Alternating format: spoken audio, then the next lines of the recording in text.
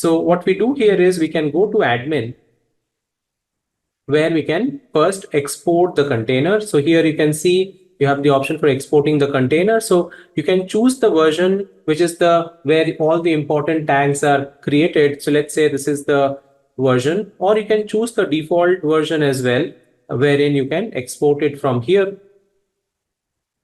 Now, once you export this, now you can go to the container in which you want to paste it. You want to import it.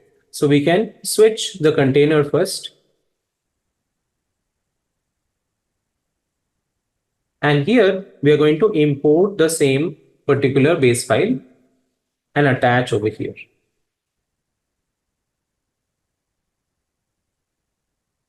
So this way, now this container will be used.